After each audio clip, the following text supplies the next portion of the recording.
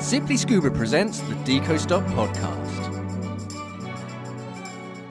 Hi, all you wonderful people, and welcome to the Deco Stop podcast. I'm Mark. I'm back from my holidays. I went away to the Lake District last week, which is why you didn't get a podcast last week. Just to get some sunlight, stretch my little dog's legs, and get some grass-smeared gingerbread. But I'm back now, back to a normal recording schedule. So you'll always get Deco Stop podcast running forwards. Jumping straight into website updates. So we're looking at the Simply Scuba website. The main changes are, because it's March, this is really the exciting time of year because all the new stuff is starting to arrive. We're getting stuff from Fourth Element, Apex, but the big one is Garmin.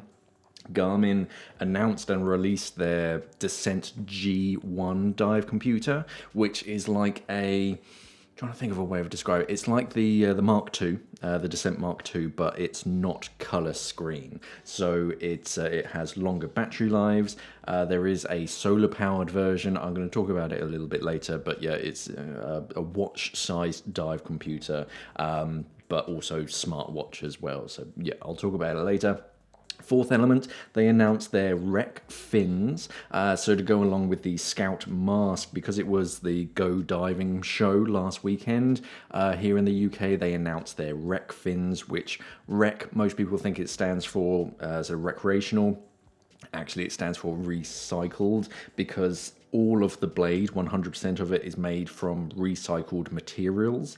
And actually, I think I read somewhere that after you're done with it, you can actually recycle certain parts of the fins as well. So actually it's much more environmentally friendly than just sort of using virgin materials. And Apex have been dropping a few new bits and bobs. The really exciting one is the updated version of the Lifeline Spools. You know, those really colourful aluminium spools. There's a new version, a 2.0 if you like.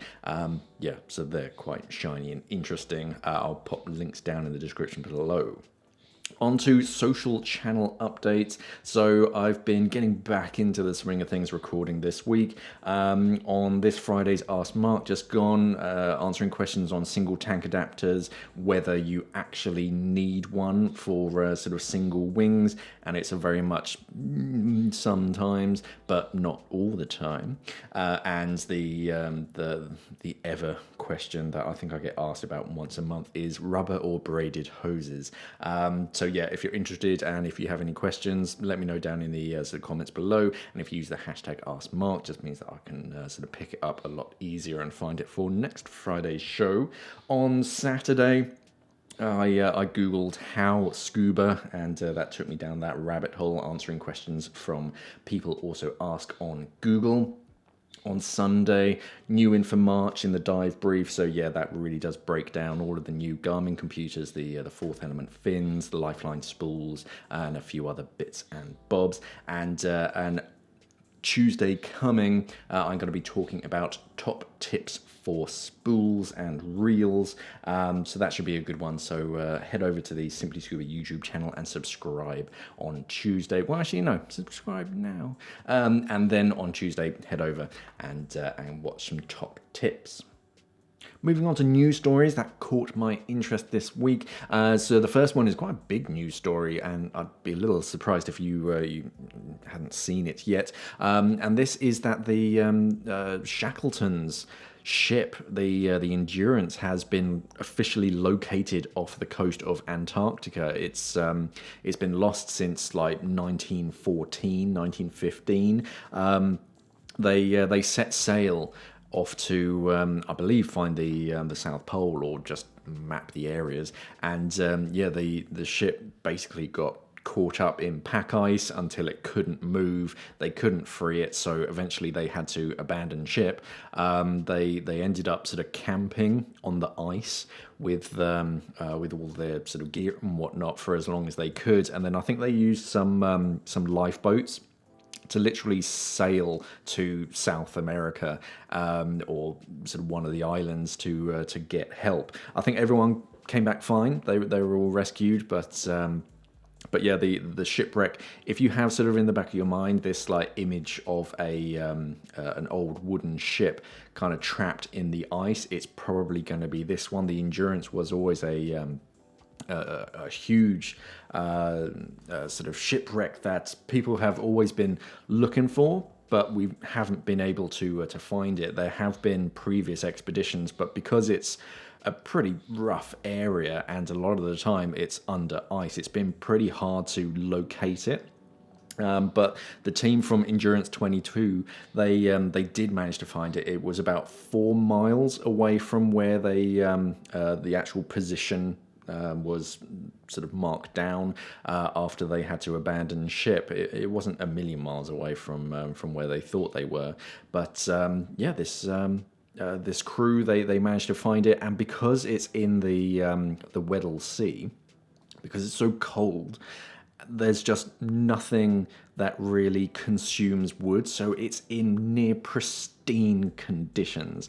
The water itself, crystal clear, it's like gin. So yeah, when they sent the ROVs down, I mean, this is like 3 kilometers underwater, so it's a little outside of recreational diving limits, but yeah, it's in outstanding conditions. They sent these sort of little drones down and whatnot, and they've recorded as much as they could because the water clarity is so clear. They got an amazing view. But one thing is that's noted: they didn't touch it. They haven't recovered anything or removed anything because I think it's actually covered under the like Antarctic Treaty. It's specifically named that if anyone ever does find it, no, you have to leave it as it is. So yeah, we have some amazing video footage. I'll link it down in the description below. This whole expedition, the Endurance 22, they were doing it for the I think it's the 100th anniversary of Shackleton's death, I think I read somewhere, and it's all been bankrolled by an anonymous donor, which is always fascinating to hear. But yeah, definitely worth checking out the video. The video is sort of beautiful just to see, because you don't really see these wooden shipwrecks anymore. Even the metal shipwrecks that we get to explore as scuba divers, a lot of them are slowly rusting away, and the wooden ones are that much older. So normally in warmer climates, all these bacteria and marine life has just eaten that wood and it's just disintegrated. But it's actually quite rare to see this, and it's relatively upright as well from what I can see. It's in a really good position. So hopefully more people will sort of go down, capture more footage, and we can really explore it. Next up, we have a Croatian freediver who has broken the Guinness World Records for the longest underwater walk. He smashed it by traveling over 350 feet on a single breath, so that's just over 100. Yeah, just over 100 meters. And yeah, the one thing that always gets me with this is that these poor athletes, they have to do it in a swimming pool that isn't 350 feet long, so they have to keep stopping and turning around. I think he had to do like 4 lengths of this swimming pool, but of course every time you build up momentum, you then have to stop yourself against a wall, turn around, and then build up all that momentum again whilst sort of swimming in or walking in your own wake.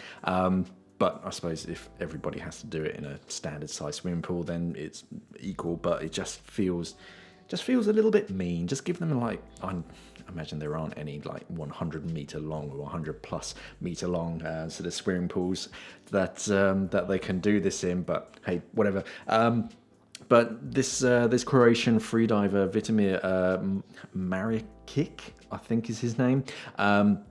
He's well known in the freediving world. I think he won a gold medal and some bronzes in the 2021 AIDA competition. So he's pretty good with holding his breath. I think he does a lot of dynamic apnea stuff. And I read somewhere that he didn't really prepare for this because, well, yeah, he's an athlete. He's a professional freediver. He can hold his breath for a long time. I think the whole thing was like 3 minutes and 6 seconds. And because it was like a live event, and because he hadn't specifically trained for it, he feels like he can go a lot further.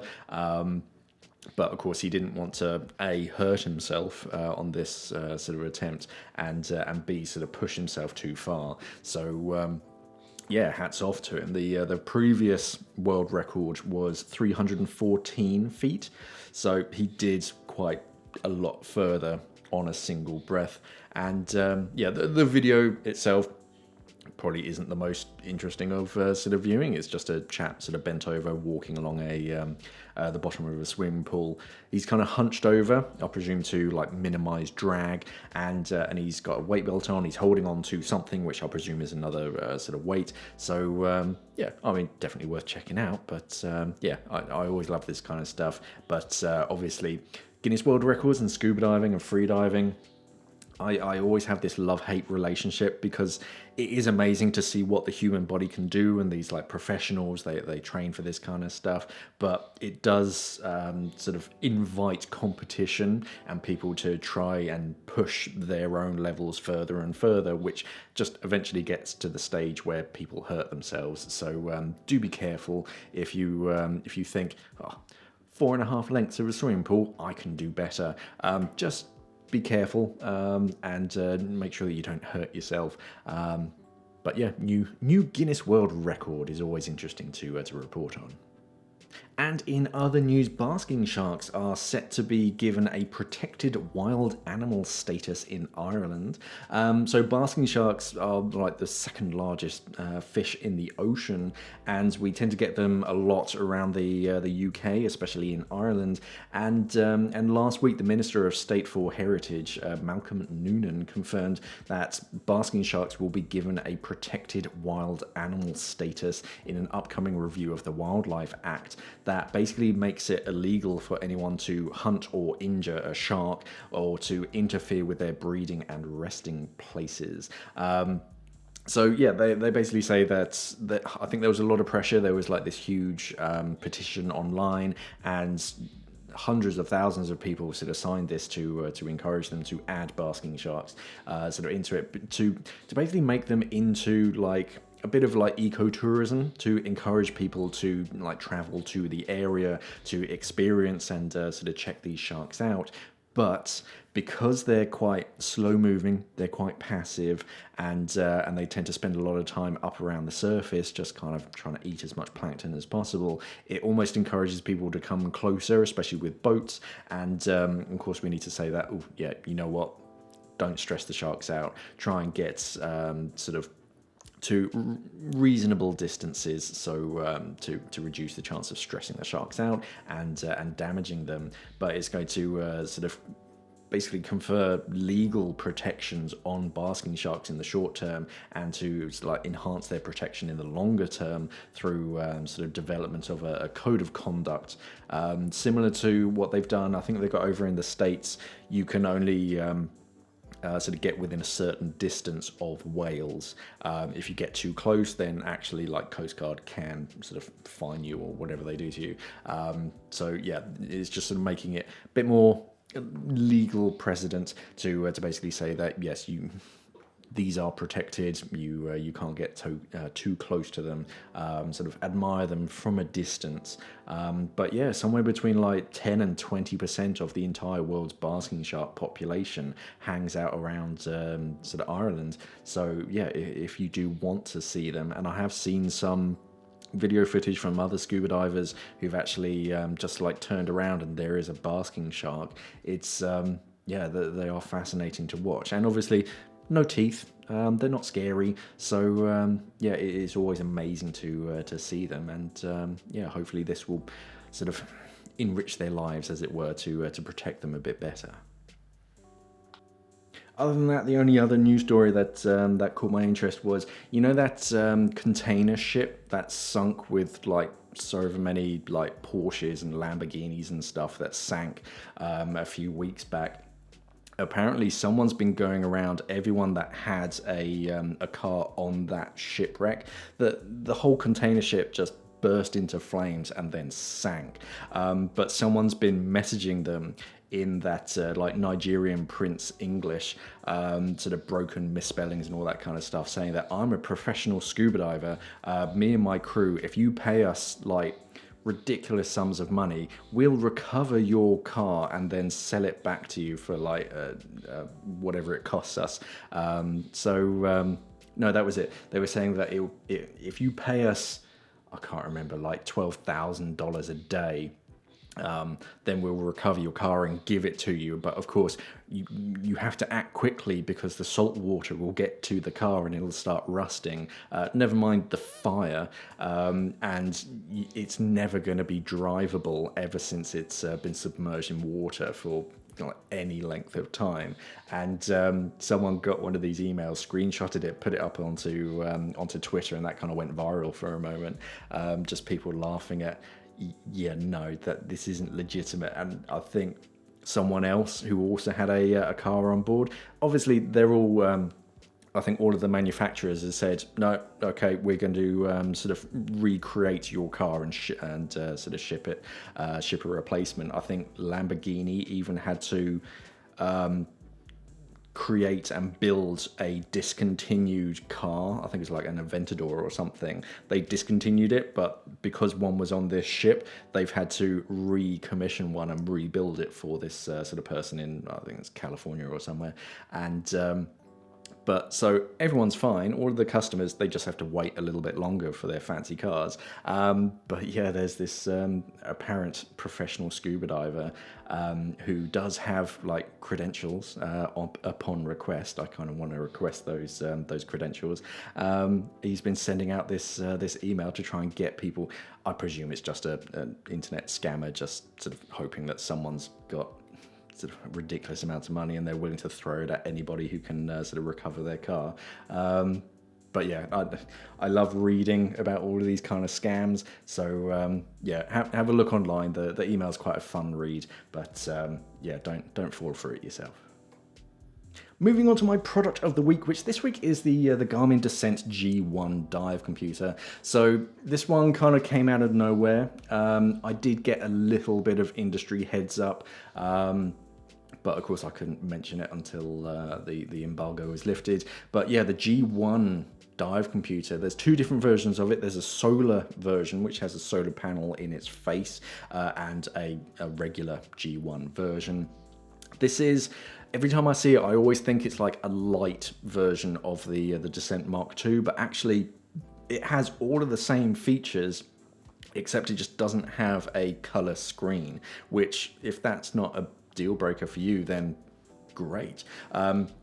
It's a watch-sized dive computer, but it's also a smart watch. Garmin are great at just cramming so much technology into such a little case. It's got that green light heart rate monitor thing, so when it's against your skin on your wrist, it monitors your heart rate. And one of the nice things that I sort of see, and it's always quite low down in the description for it, is that if you have like an incident, your heart is beating irregularly or whatever, it can actually alert you and basically say, hey, you know what, maybe you should see a doctor about this. So I always think that's quite sort of interesting. But GPS on the inside, and that will log your entry and exit points. Obviously it doesn't work underwater. I don't think we've managed to get any kind of GPS that works underwater, but it'll mark your entry and exit points for a dive in your dive log.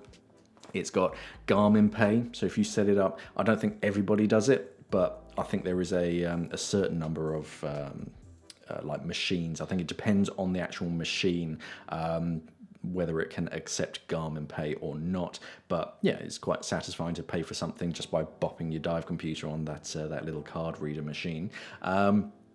All sorts of clever things where it talks to your phone, so you can check up on your messages and whatnot. I use that quite a lot with a Sunto D5 that I wear that pairs up to my phone, and it's quite nice because I don't always feel my phone vibrate in my pocket, but when it's got your wristwatch is vibrating, that certainly gets your attention. You look at it and you can determine whether it's worth getting your phone out of your pocket, basically. But as far as dive computer features, everything from apnea, freediving modes to nitrox, trimix, even a closed circuit rebreather mode.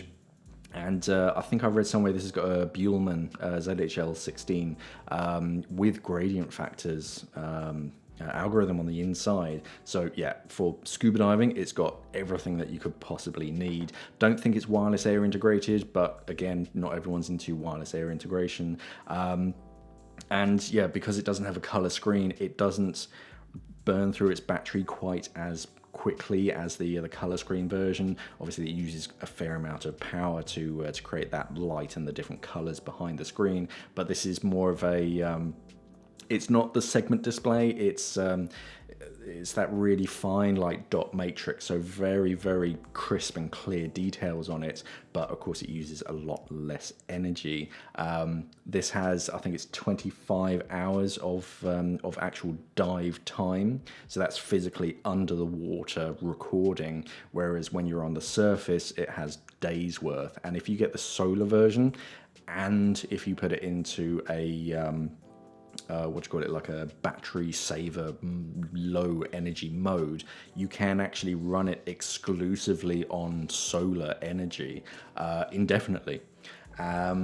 But I think for realistic use, you'll need to sort of top it up probably once a week or something, depending on how sunny it is outside. But it's quite nice that if you're on like a week-long liveaboard or something, you can charge it up right at the beginning of the holiday, and just by wearing it on your wrist during your surface interval, it's going to continue to sort of charge itself up and top itself up. If it does start to get a little bit low, then yeah, you plug it into I presume a USB charger. But yeah, I think this is definitely another game changer from Garmin, because a lot of the arguments about the Descent, the Mark 1 and the Mark 2 was, yeah, sure, it's a good dive computer and it's got all of these like extra features in it, but it is pretty expensive when you compare it to other dive computers. And do I need something with the heart rate monitor and the GPS and all that kind of stuff? And the price was never really that sort of agreeable for most divers. They're like, well, I just want like a £200-300 dive computer. But now with the G1, even the solar version, that's like 570 quid, and that's recommended retail price. The non-solar version is like 400 and something. So yeah, this is really getting into those the thick of it, the really competitive area of the market with that price point. So I definitely think this is worth sort of checking out. And the only thing that I'd like is probably some more color options. There are 4 color options, but there's only 2, if that makes sense. There's 2 colors. There's like black and blue. I think they call it hurricane blue for the solar version, and then there's a slightly different blue version on the non-solar version and a black gray version on the non-solar version. I'd kind of like to get a bit more variety on that. To you can change the straps. The straps are what they call like quick change or something, so it's very quick and easy to swap those straps over for something slightly different. But I don't know, I think I'm going away from the matte black sort of dive computer. I kind of want something a little bit brighter or a bit more sort of just different, just brushed steel or something I'd be quite happy with. But yeah, if you're in the market for a new dive computer and you've been umming and ahhing about the Descent Mark 1 or the Mark 2, sorry, and you've been thinking it is quite expensive, maybe it's worth checking out the G1. It's a bit more affordable, but it still has all of the features that you need as a scuba diver, and as a regular smartwatch. Is a very smart piece of kit. And finally, onto my question of the week, which this week is quite simple. This is cheap or fancy spools, and this is sort of a tie-in between that AskMark question, rubber or braided hoses, and the new Lifeline Spools from Apex, because they're not cheap. Cheap spools, the plastic ones, you can get them for like 20 quid or something, and yeah, it's just a plastic spool with some 3 or 4 mil line or something, and you get a free bolt snap with it. When you compare that to an aluminium Lifeline spool, there's something like 60-70 quid, and depending on the size, they go up and up. So which is better, basically? Now, as ever with most of my stuff, I can go both ways. I can argue both sides of this argument.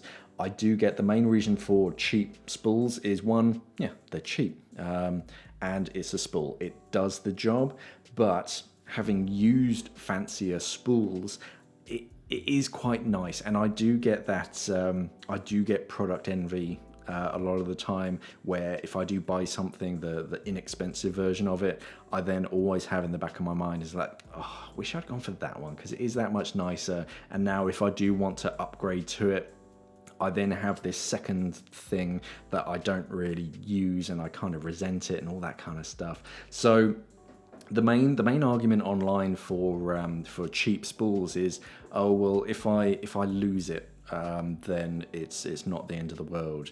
But I don't think I've ever lost a spool, and if you're diving in conditions where it's easy to like fumble a spool, I don't really get that. I've never been. I mean, I've been in some pretty awful conditions in my times, but I've never been in a situation where I've had to compromise on like holding onto my spool or something.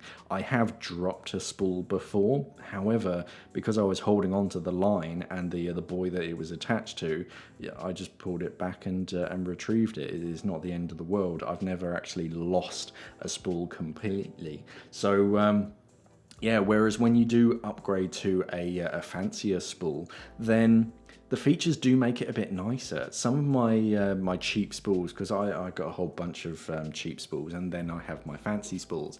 The cheap ones, because they do get beaten up a certain degree, they end up with fairly sharp edges, exactly where the line is supposed to be sort of wound back on. So it's actually just wearing out my line because it's got these sort of sharpened sections where the plastic's just been pinched or whatever. So yeah, and on the other side of it with fancy spools, yeah, they're beaten up, but they don't get those same like sharp edges where the plastic, if it's sort of pinched or something's dropped on top of it, it's it kind of, it squidges it into that sharpened edge, but you don't get that with the aluminium versions.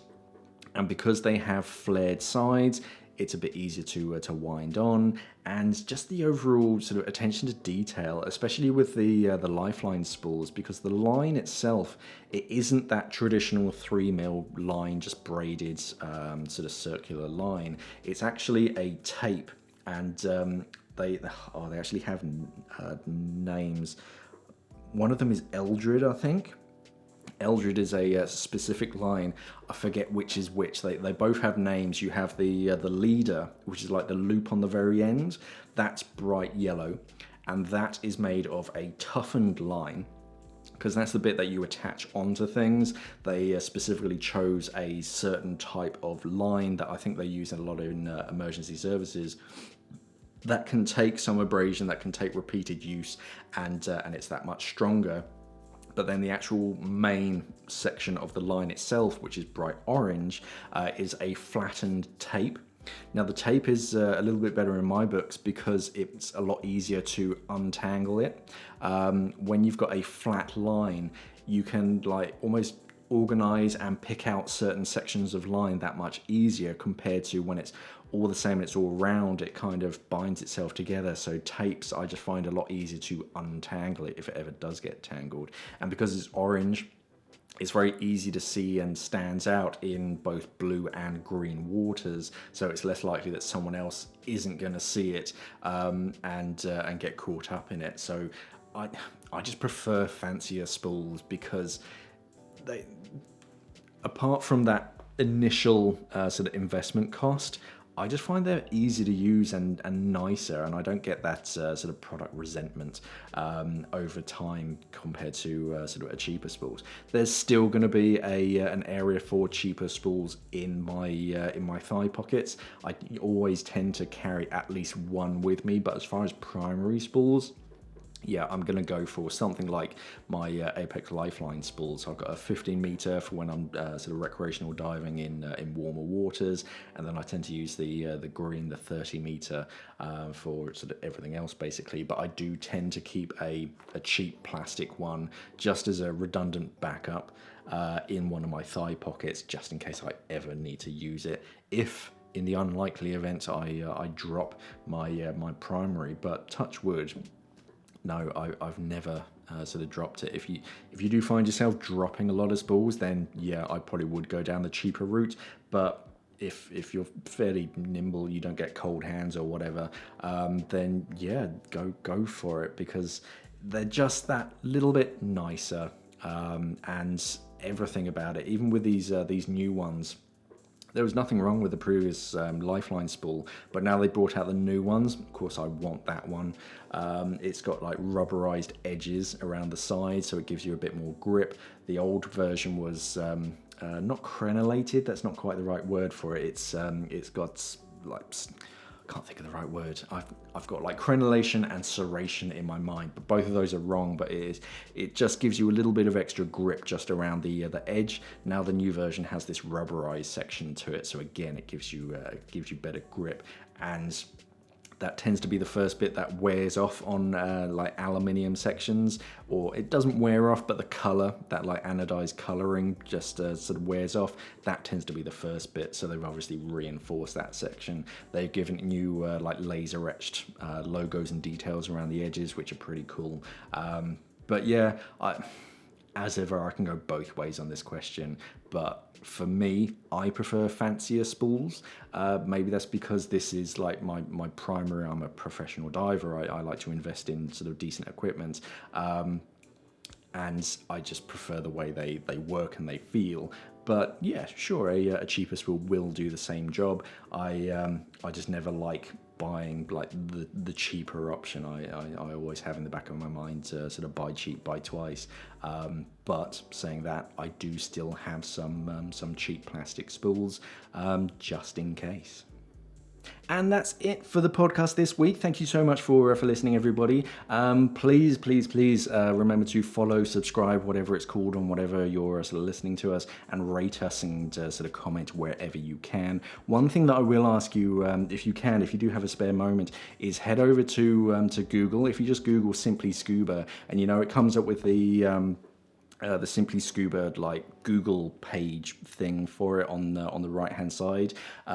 If you could review us there, that would definitely help, because I don't think we actually have any reviews at the moment. So it would be nice to get some stars up on there, and some few sort of sections just to sort of help us out and help populate that area, because I think most people, they go to like your Trustpilots and all that kind of stuff, which is perfectly fine. You can do it over there, but it would be nice if we could start using that sort of Google section as well, and update any information as well. There's all that sort of questions about sort of Simply Scuba that the general public can fill out. So if you've got some spare time, that would be sort of wonderful.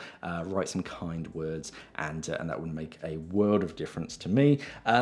And yeah, of course, head over to the Simply Scuba website for sort of all these bits and bobs. There's going to be links down in the description below for all of the news stories that I've been covering, all of the products that I've been talking about. If you want to check them out, there'll be links down in the description below. If you've got any questions, comments, queries, or even corrections to anything that you've heard today, if you pop it down in the comments section on YouTube, that's usually the best place for me to find them. And if you use the hashtag AskMark, just all one word, in your comments, it just highlights it on my side of things, and I will discuss it on the Friday Ask Mark show. Thank you for listening, everybody, and of course, safe diving.